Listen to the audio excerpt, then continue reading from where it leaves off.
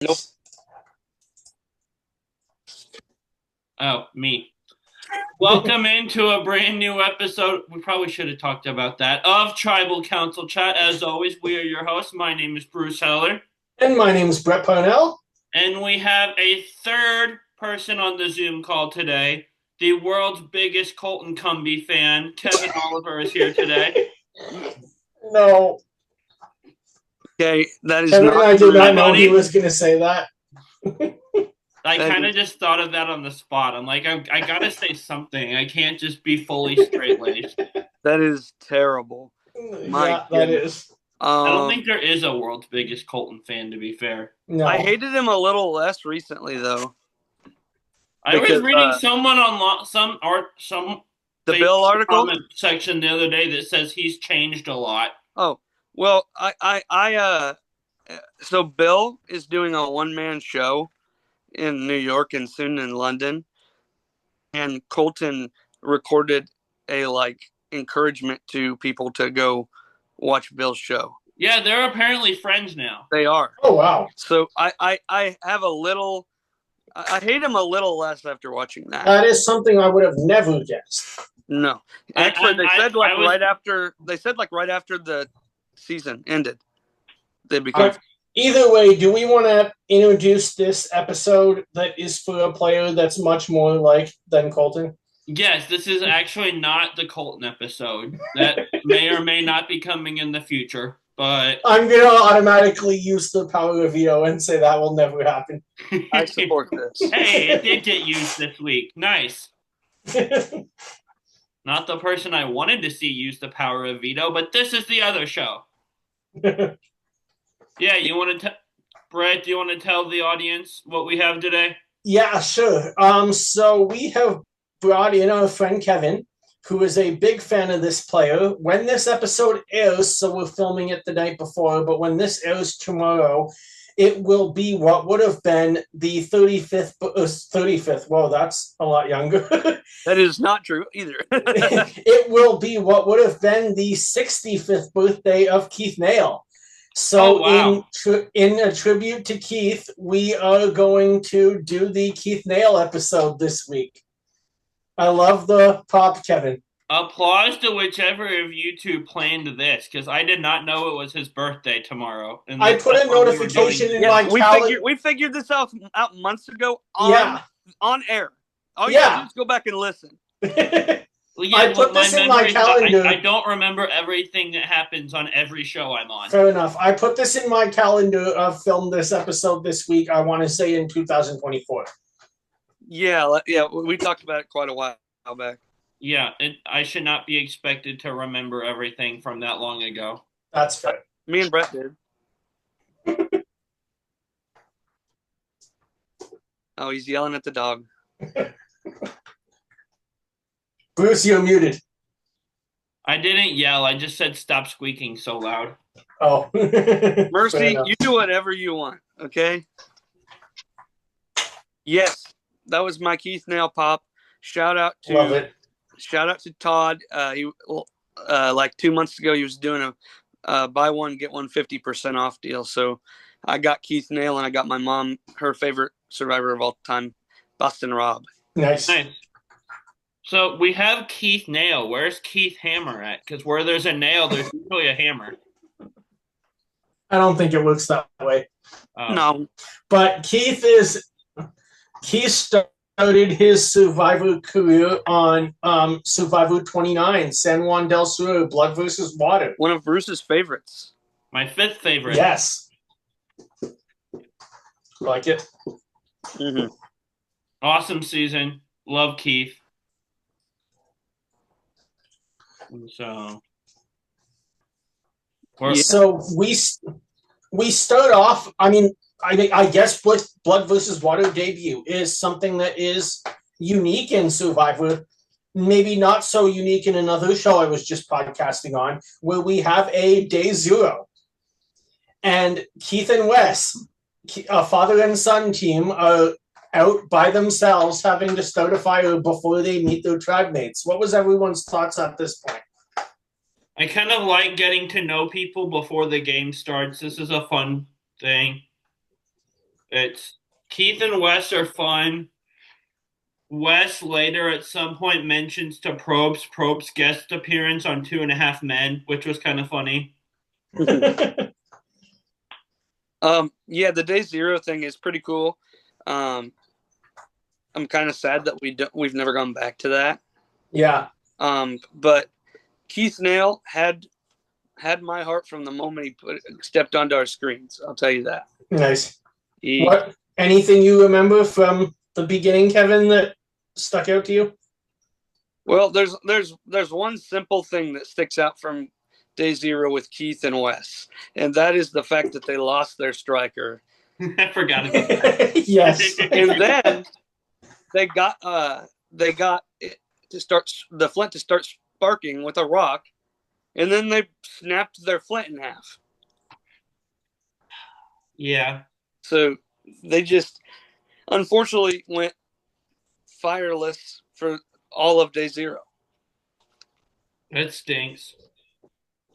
Yeah, that sure did. But, I mean, they're going to be on day one pretty soon.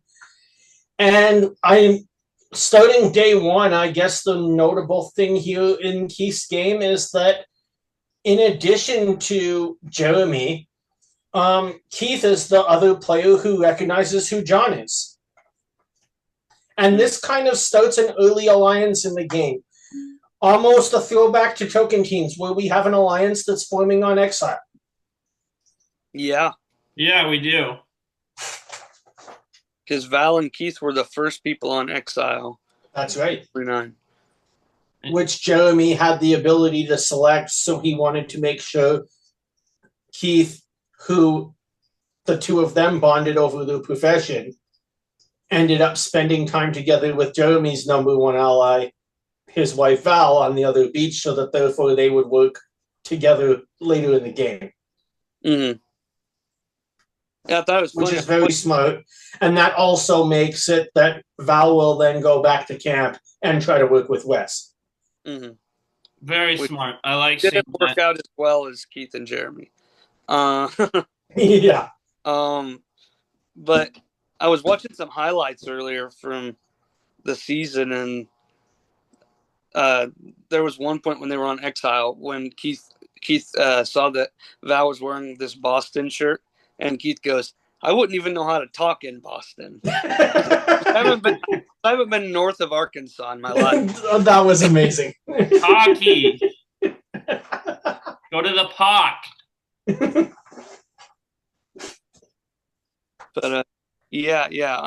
Just pronounce the R's as an AH, I think. Yeah. What? How to talk in Boston. Just replace the R's with the AH sound. Mm-hmm. Just ask Jake O'Kane. He'll give you a quick lesson. Yeah. But no, that was great. I mean, I'm sure pretty much Keith is the only player who would consider Arkansas and use the adjective north to describe it when you're from Louisiana. Absolutely. Yeah. Absolutely. For sure. And stick to the plan. Another good Keith quote. You're jumping too far ahead. We'll get there again. We can reference something twice. Fair enough. You're not the boss of me, Kevin. You're right. That's a different show. And then moving...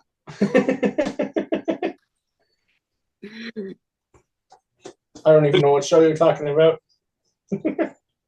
The other one I do with him. There's only one. Oh. Actually, there's not only one. Yes, but he's on the other one. I know. Which it appears now will have even more content in 2026 for. We really need to jump into that if we want. At some point before the year 3000. We want to do a season 1 rewatch. Yeah, we do. And just watch for Rhett. Yeah. You're behind. I know. That's okay. I could give another Keith quote here, but I'll hold on to it for... Actually, no, I'm just going to give a Keith quote for why I didn't watch Trader Season 1. Because going on a cruise is fun, okay? Wait, you like traveling? What? Yeah, I do. I didn't know you ever left your house, Brett. when, for those of you who don't get that reference, as why it plays out here in Canada, Traitors season 1 didn't just drop episode by episode because it was already out in the States. They just dropped the whole season at once. So the rest of my family watched it while I was on a cruise. It dropped down here all at once too, I'm pretty sure. Oh, did it? I don't know. I watched it late. I remember that. And then by that time, I didn't actually. I already knew what happened from the internet and never got around to watching it. I can't believe you like traveling. I thought you never left Toronto, your homeland. I don't even live in Toronto. Well, I know. That's the joke. Once Kevin's around, my sense of humor becomes a lot more antagonistic. He brings it out in me. Fair enough.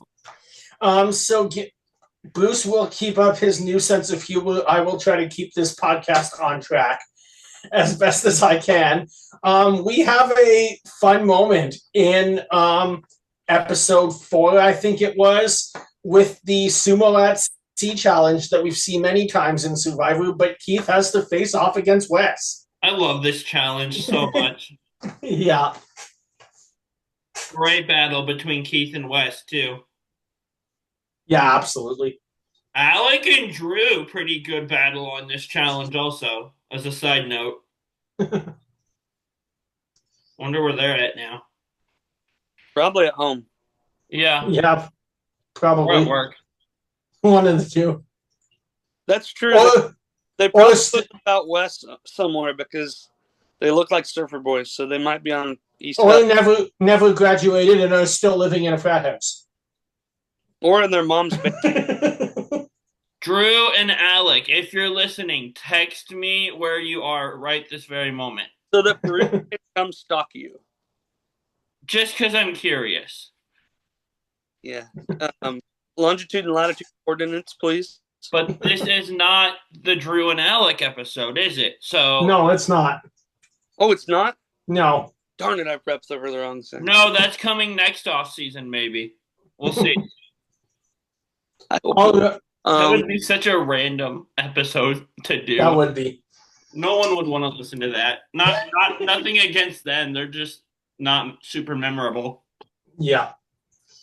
All right. So moving on, after Keith loses to his son, he's sent back to exile and joins Josh.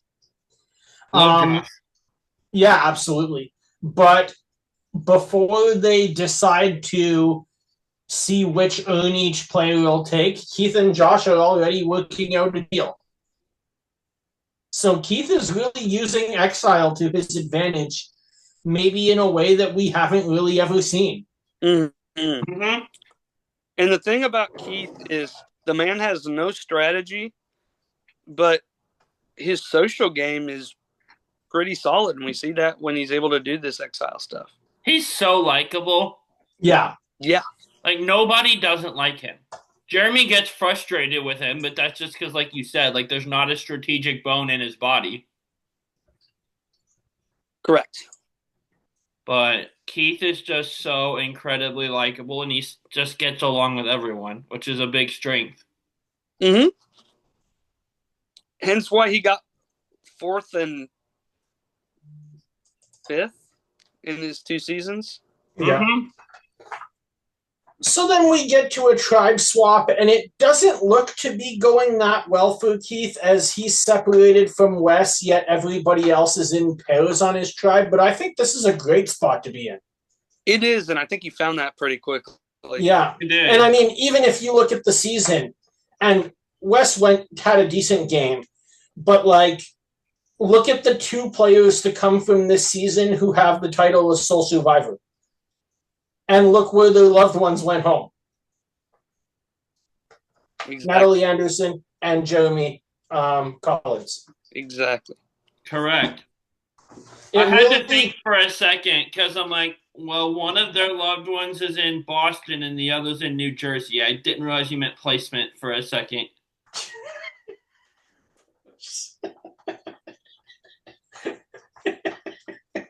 I quickly realized what you meant, but that seemed worth sharing.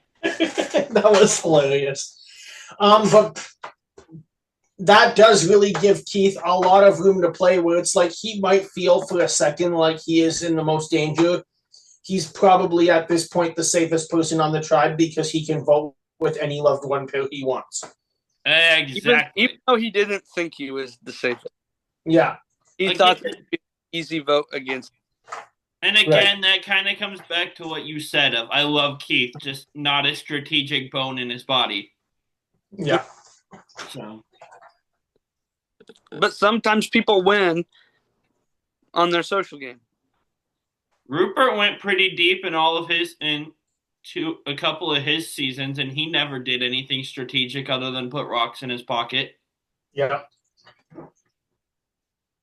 Didn't go very far in Blood versus Water, but his first 3 seasons he did pretty good. I mean, he barely even played. But this isn't the Rupert show either. No. But we're talking about likable people that go far because they're likable and don't have any strategy. That's Rupert. Bruce, have you ever watched Rupert's TikTok? Rupert has TikTok. Yeah. Rupert knows what TikTok is? You should watch Rupert's TikTok. Oh, boy. Okay. He's always answering questions about Survivor. I want a TikTok video of Rupert just growling like he does on stage at the All-Stars reunion. No, in these videos, he talks to you like you're 7. It's great. Well, I think that's just kind of how he talks, but I will have to check that out. I didn't know, A, that he had one, or B, that he knew what it was. So I'll send you his channel or his page information on TikTok.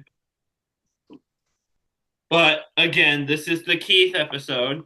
Yeah. Kevin So distracting me with other players. Getting into merge, we talked about Keith being a social player but not a strategic player.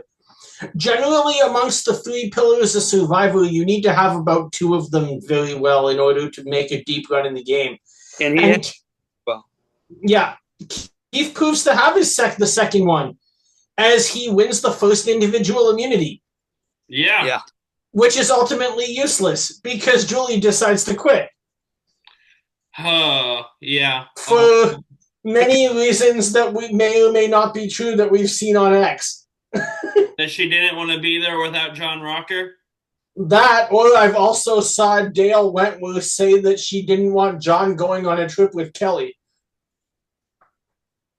Really? No. Yeah. I wasn't there, so I'm not going to immediately say no, honestly. I know that's one of the more annoying quits to me, though. Like, there are some quits I'm like, okay, that I completely understand that. Some of them just annoy me. I'm like, why? This is a stupid reason. Yeah, that was a dumb quit. This one, it quitting was. Kagion is bad. The first quit in Pearl Islands, that one's annoying. Austin. Yeah. I mean, then there's nothing more annoying than 45, but... Both quits in 45. Yeah. That's why I just put it as a season. Actually, I think I'm more annoyed by Sean's quit than Hannah's quit. They're both annoying. Q tried to quit and they wouldn't let him. Yeah. You should have heard Tyson. Zane tried to quit and they wouldn't let him and then voted him out that night anyway. You should have heard Tyson's take. Zane. Oh. Zane didn't actually... His, trying to quit was strategy, though. It was I'm going to see who tells me not to see who has my back and who's with me. Very convoluted, but it kind of makes sense. Mm-hmm. Yeah. Hand back, one of the more entertaining first boots. Have you ever, not as entertaining as my boy, but have you ever heard of about Tyson's take on quitters? No. No, I thought you were going to say Tyson Chicken for a second. No. He basically says they went through the casting process. They're who Survivor picked, so they have the right to play the game however they want, even if that means quitting. Oh, really? Interesting. Yeah, but I don't have to like it, and I can still say it's stupid. Yeah. Yeah, you have a right to. Nobody's going to, they're not going to force you to be there, but don't do it.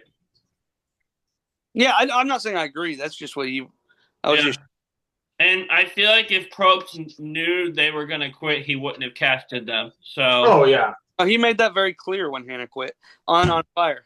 Uh-huh. Yeah.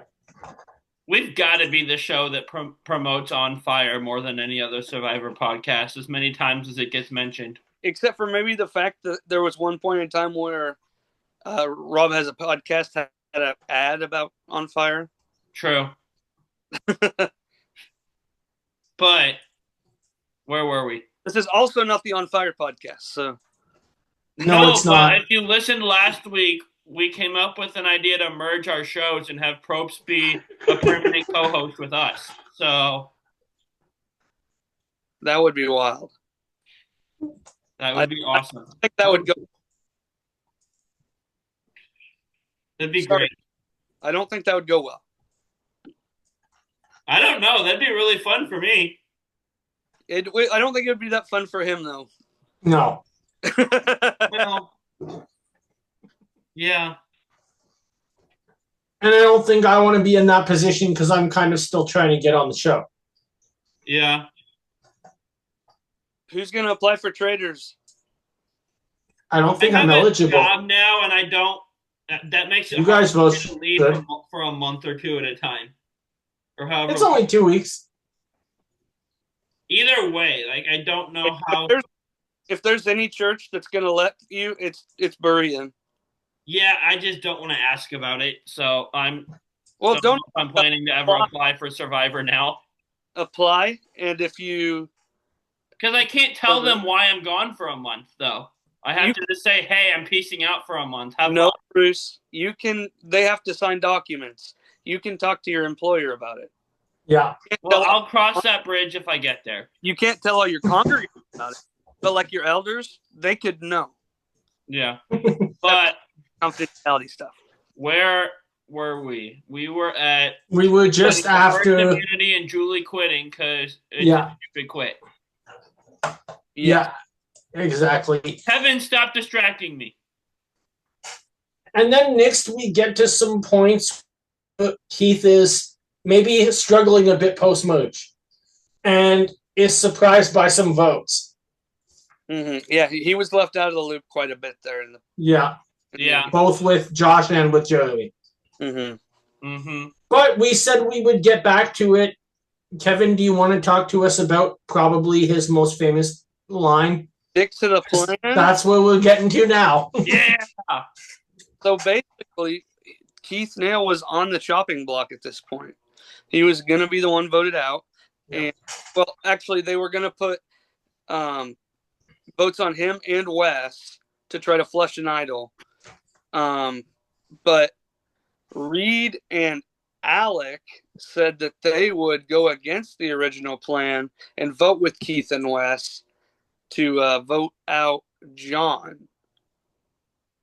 But then here we come to tribal council, and Keith kind of outs everything because he was supposed to be acting like he was sad he was going to go home. And then Reed said something that was cryptic and kind of implied that he was still with the other people trying to sell it. And Keith had to open his mouth and say, stick to the plan. And then they had to, both Keith and John ended up playing idols. Yeah. And Wes went out on a revote. Yeah, Keith. A lot of people like to mention how Sierra voted out her mom, but Keith idled out his own son. So good for Keith, I guess. Because he opened his mouth. Absolutely. And that kind of swings completely the other way, where we were talking about Keith being on the bottom and being blindsided himself, and now Keith is still in the game, and it's John and Jacqueline who are surprised by it. And at this point, John and Jacqueline had been like the middle power position swing votes a bunch of times. So them being surprised by something is kind of a shift. Yep, everything got thrown around.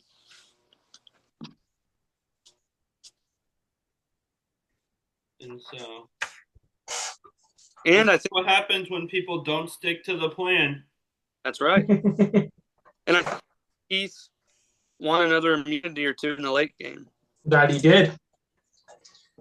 He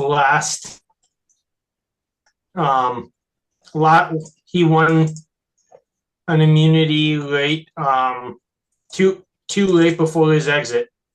6-5. At 6-5. Yeah. Good for him. I'm proud of him. And then the final immunity challenge ended up inevitably being won by Jacqueline, beating both Keith and Natalie, who were the two biggest threats to win the game at this point. Those massive challenges.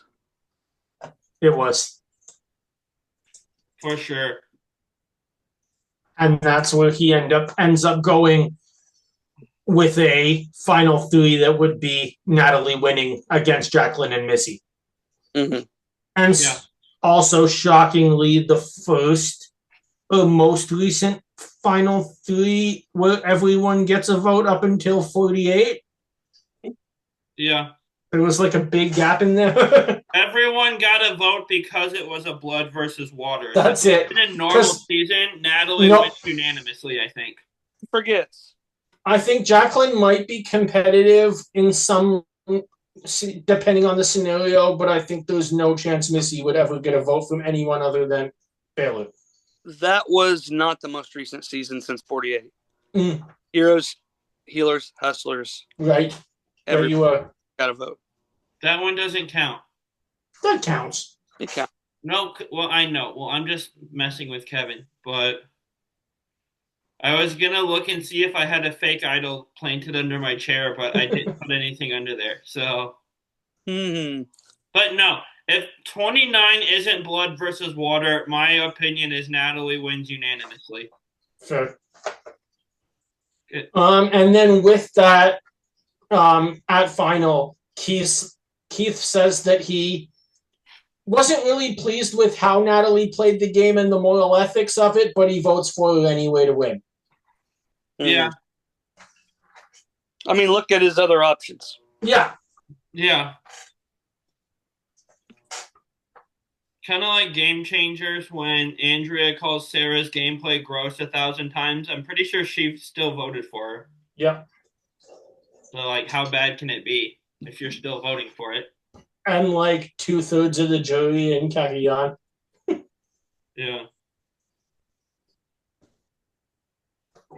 In Game Changers, they just didn't want to give it to the misogynist vote.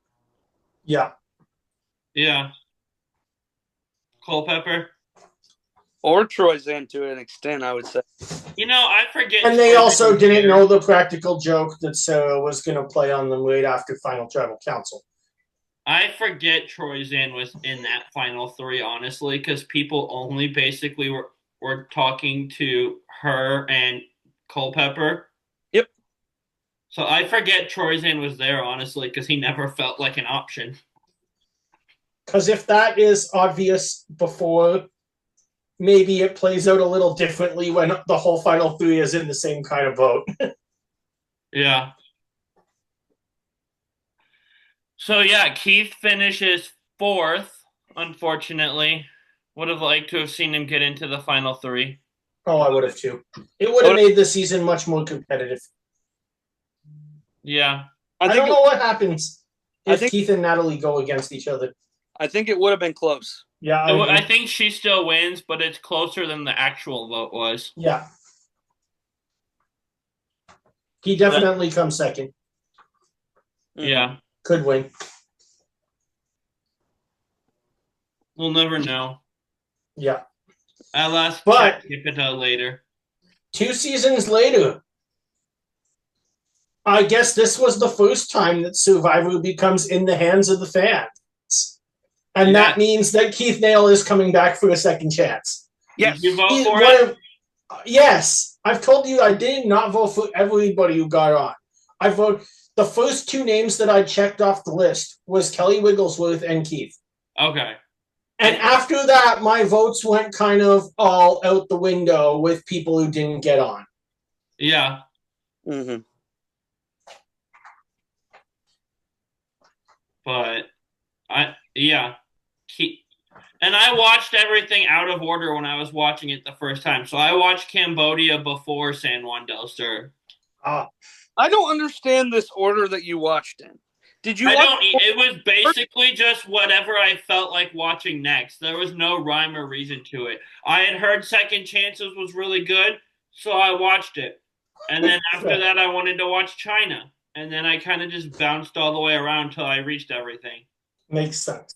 That would bug the crap out of me. Same as A me, lot of but things I do bug the crap out of you. You still don't like that I like middle pieces. that being said, No. I love the middle piece. I don't like how you get the middle piece. That being said, I cut it out of the pan. Ooh. It would bug the crap out of me to watch it in that order.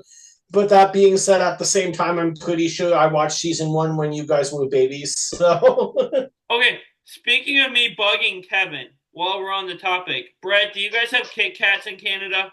Yeah. Okay, he hates that I just open it and bite into it and don't like play with my food and break it apart first.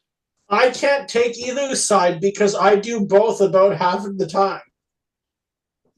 Well, that's the most sitting on the fence answer I've ever heard, but I love that you do both. That's hilarious. Do you guys have Kit Kat Chunkies in America? I have no idea what that is. Seriously? No, I'm about to look at. I will say. Okay, so let me tell you what it is. Time. It's a Kit Kat, but it's just one piece of the Kit Kat that's a gigantic Kit Kat.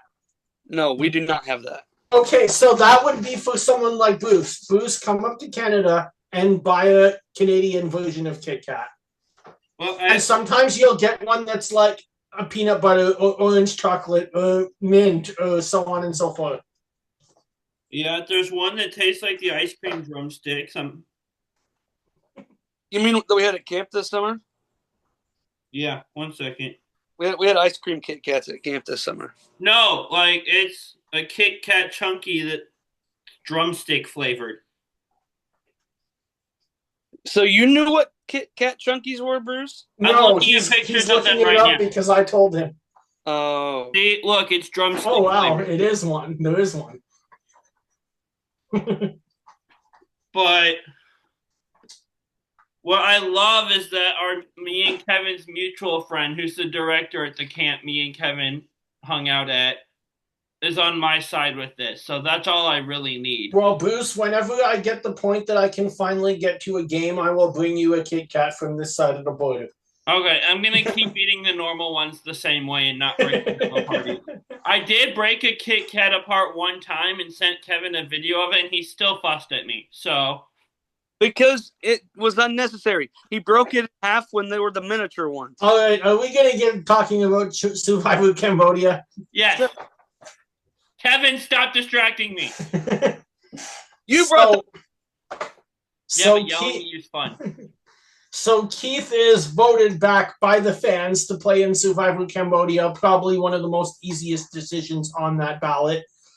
And he is put at the reunion show, finds out he's going to play like everyone else, and they're all put on a bus to LAX and flown to Cambodia that night. I assume they were probably flown to Japan or South Korea and then from there to Cambodia because there's no flights between the United States and Cambodia. But yeah. And then at that point, we are back in a brand new game, something Survivor's never done before. A whole returning player season of all players who have only played once. Going everywhere from players that were on Worlds Apart in Shirin all the way back to Kelly Wigglesworth from Survivor Borneo. Yes. And it's also never been done since, doing a whole cast of one-time returnees. It has not been done since, but it should be done, I'm hoping, in either 52 or 54. Technically, it was not the first time it was done.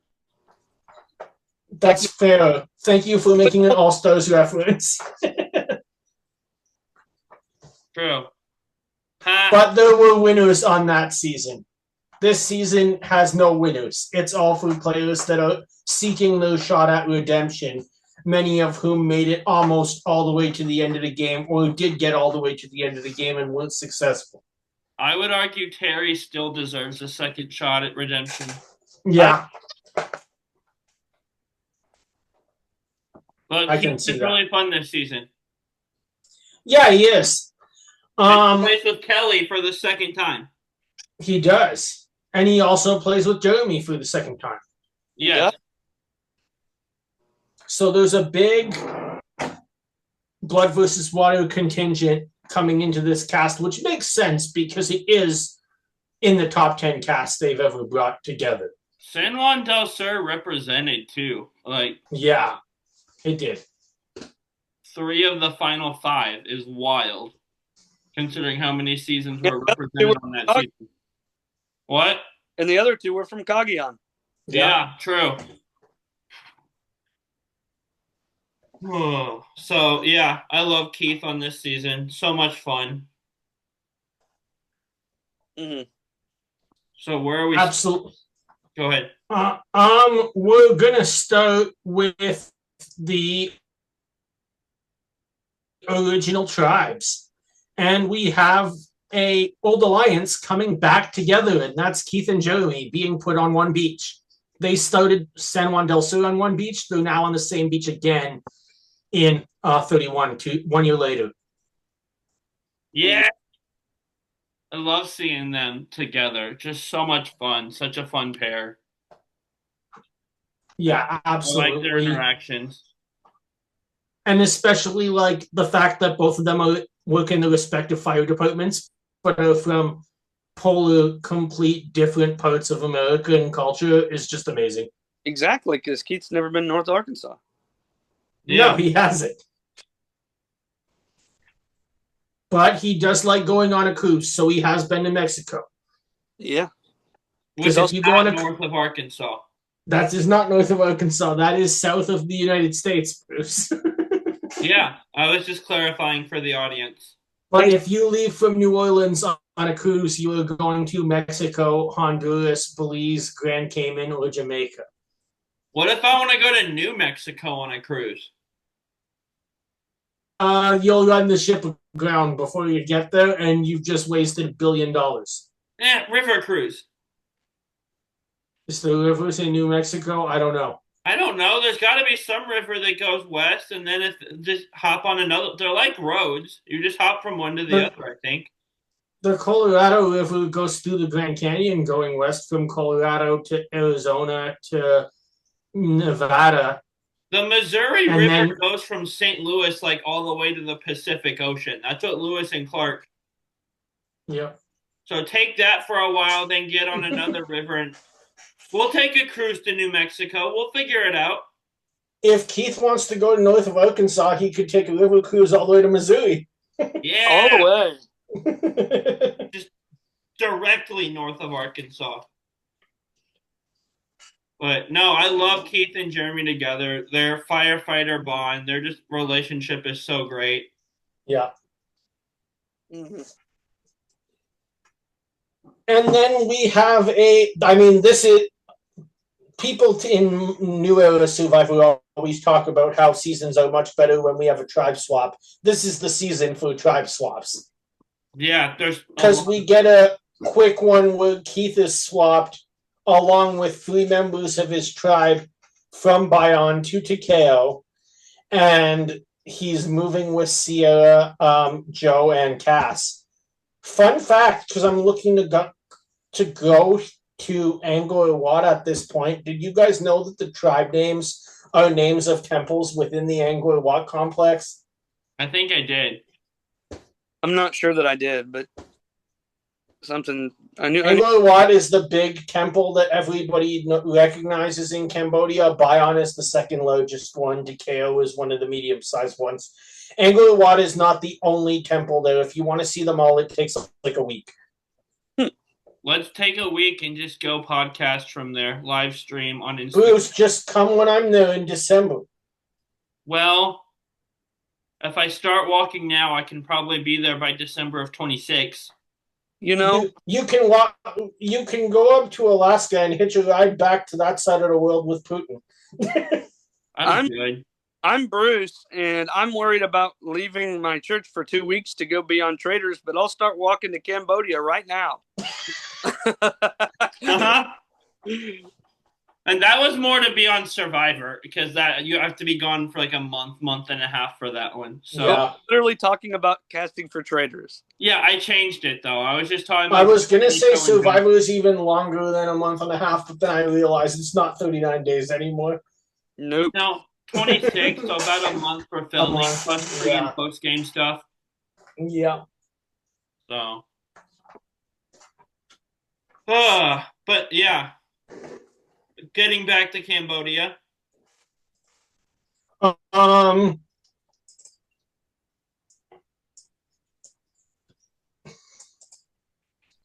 We have another swap.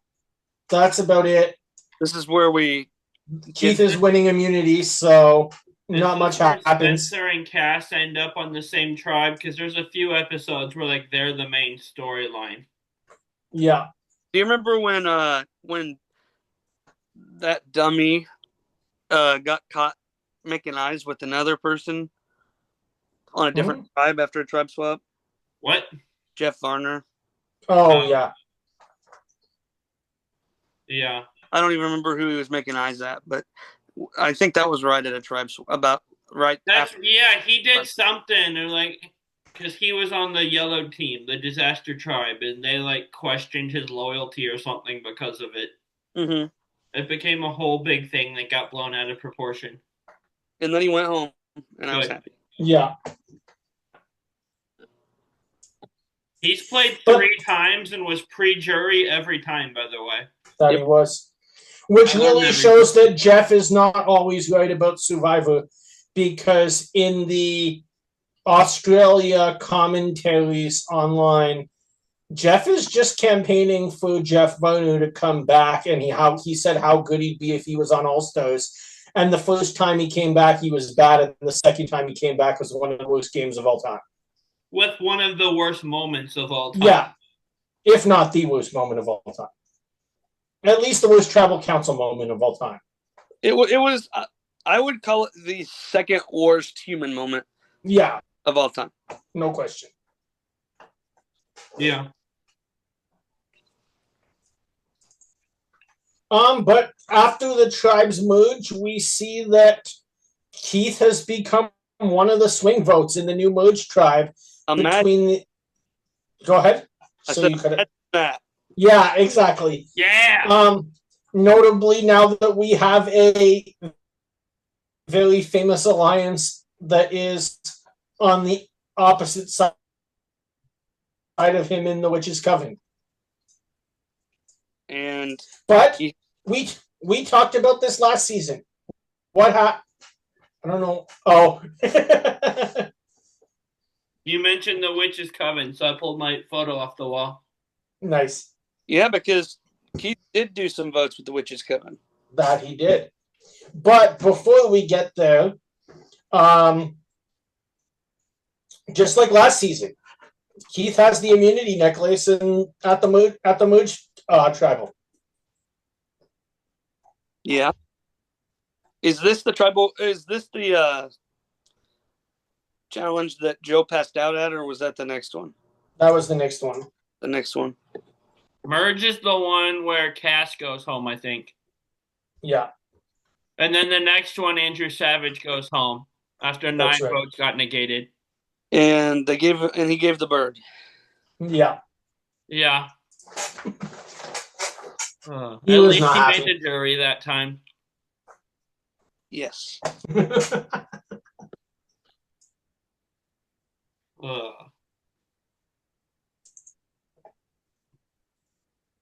I'm just waiting for the temple reward, man. That's my favorite part of the. Yes. Well, that's about where I wanted to go next.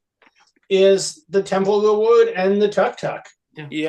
My favorite Keith Nale scene and my favorite Keith Nale quote. Everybody else loves stick to the plan.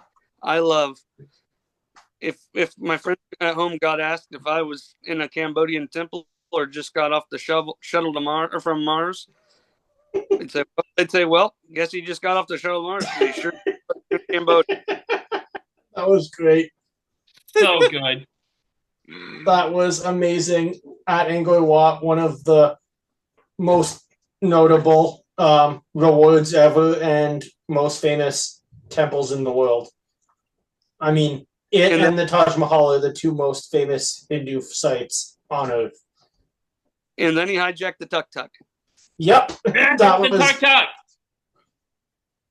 I'm like, the odds of convincing anyone over there to let me drive one of those is pretty low, but if I can, I really want to, just in memory of this scene. Don't ask. Call Will Hall. Just don't ask. Keith didn't. Yeah.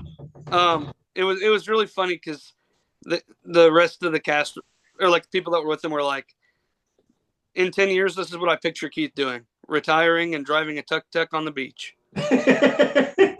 That would have. Yeah, that Tuk Tuk looks really fun to drive. I mean, they are a blast to ride in, so I can only imagine that they'd be even more fun to drive in.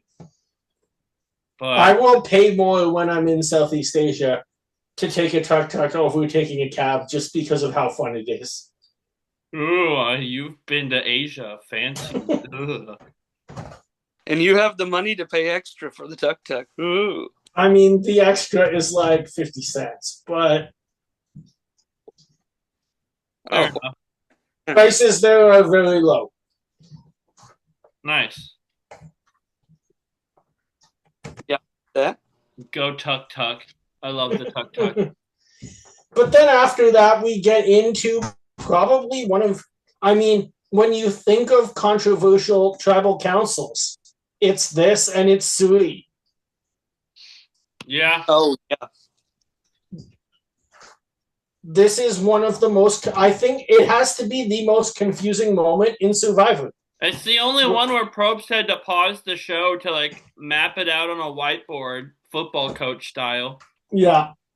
And it makes sense what happened, but it just seems to be so unfair when there's so many advantages going around that you get to this point where if you immune the two players that are tied, a guy who doesn't get any votes goes home. Yeah.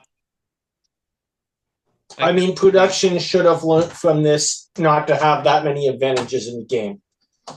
They didn't, and we see it happen again 3 seasons later. Yeah. It stinks. Yeah. But Keith did try to give up his game. Yeah. Super honorable. Yeah. Mm-hmm. Because that's just who he was. Good guy, Keith. Oh, he was.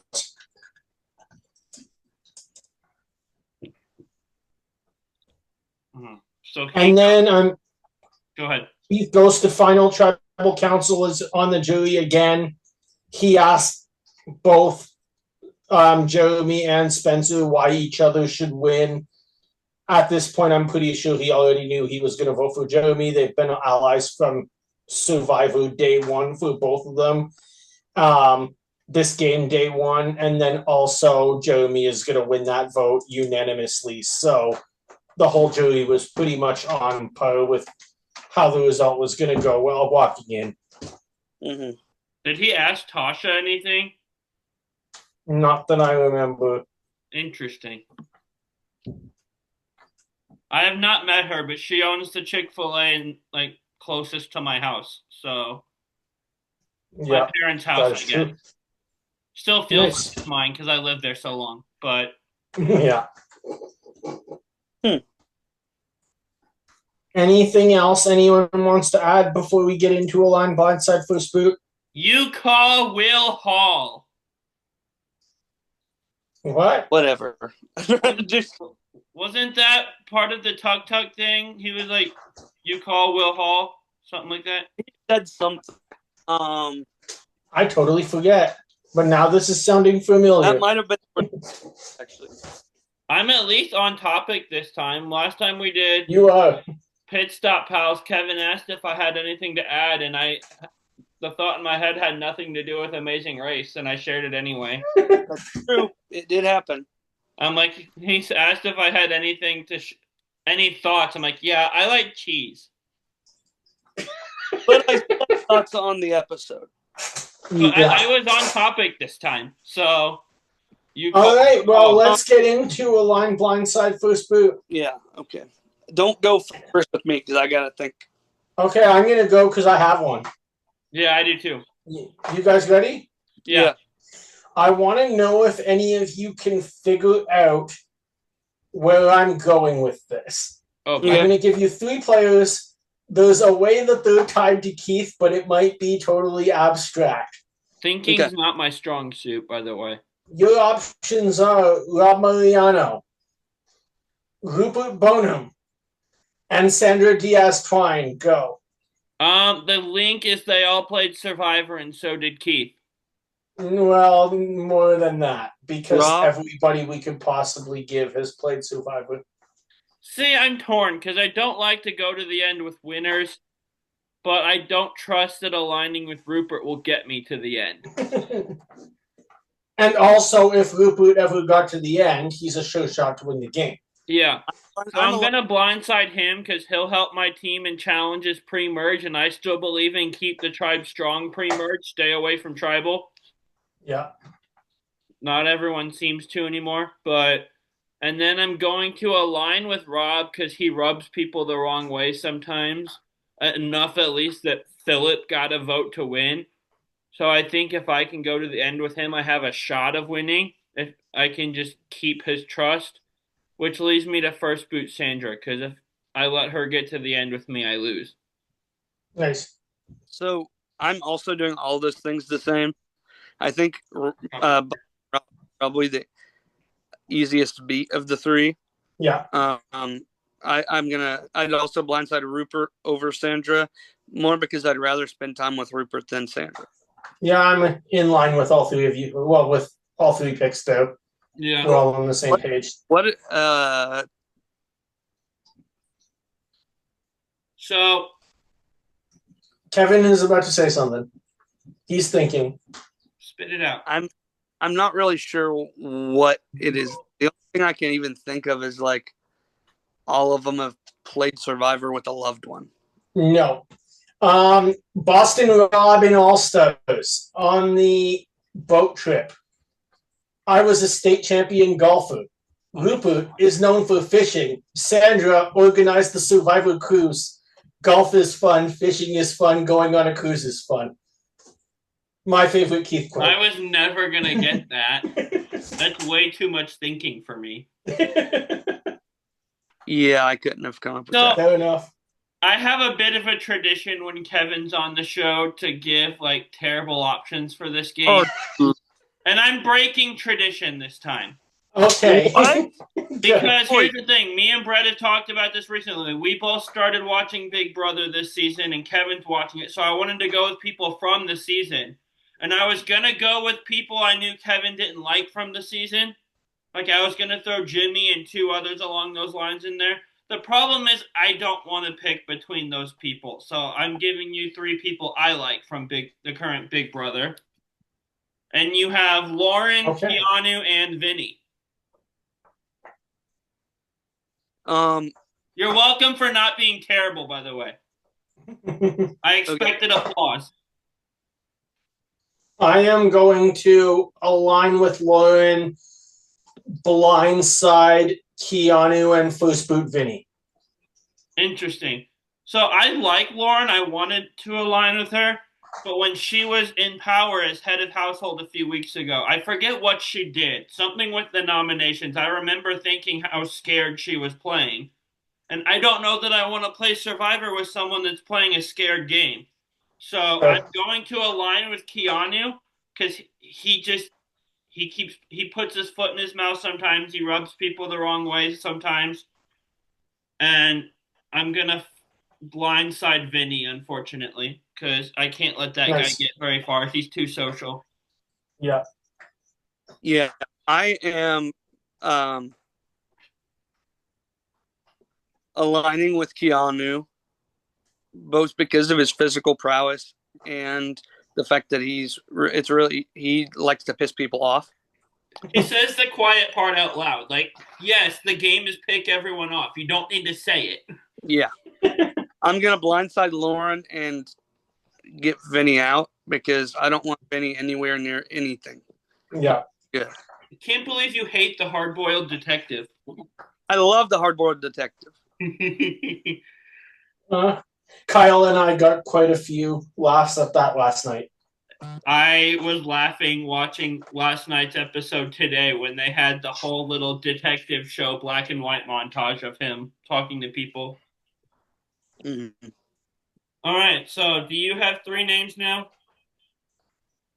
Tweaking. Sure.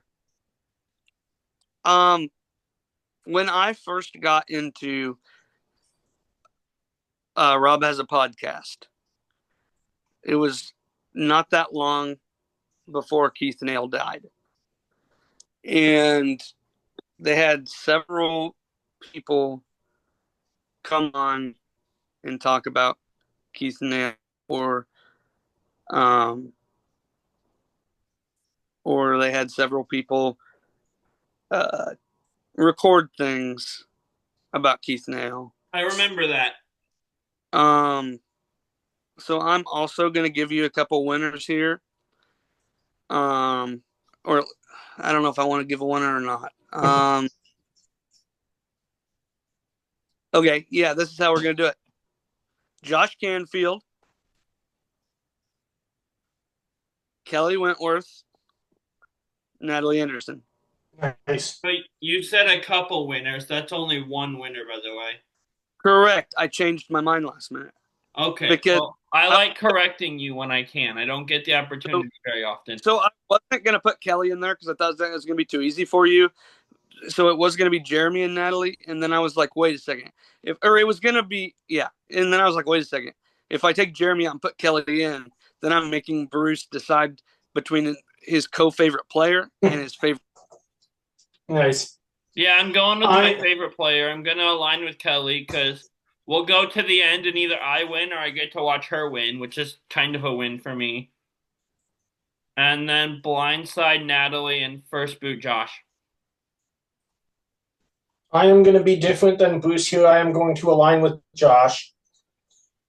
I am going to blindside Natalie for the biggest move on my resume, and I'm going to first boot Wentworth. Sad. I'm going to align with Wentworth just simply because she's my favorite of the 3 options. You have good taste sometimes. I'm going to blindside Josh because he didn't win. And I'm going to first boot Natalie. Nice. Well, this was fun. Yeah, this was fun. Thank you guys for letting me come on here to talk about my favorite non-winner of all time. Yeah. Oh, more than happy. Thank you for coming, Kevin. It was a great episode for a legend of this game. Absolutely. I want you in an egg costume next time you're on our show, by the way. If you buy it, I'll wear it. I don't even want to see the price tag for that. But if you buy it, I'll wear it. That being said, check out all the other Reality Realm shows. Big BB Brains, Pit Stop Pals, New Generation Challengers, Roundtable Talk at some point. And speaking of BB Brains, there is a second host on it this week. It is the BB Brain, your regular host Kyle, and the BB Know Nothing, me. I know how you feel though, saying because I've been texting, I'll text him and be like, well, here's what's happening on the feeds. I'm like, okay, well, my thoughts make no sense now. Yeah. He really knows what he's talking about, though. He does. Great job. But it was a really fun show. Kyle and I had a great time doing it. And can't wait to get a chance to listen to that when it's out. It's out now. Oh, well, perfect. I think he releases it night of. Oh, sweet. So I'll listen to it tonight. And with that being said, grab your torches and head back to camp. Bye, everyone. Buenas noches. Adios.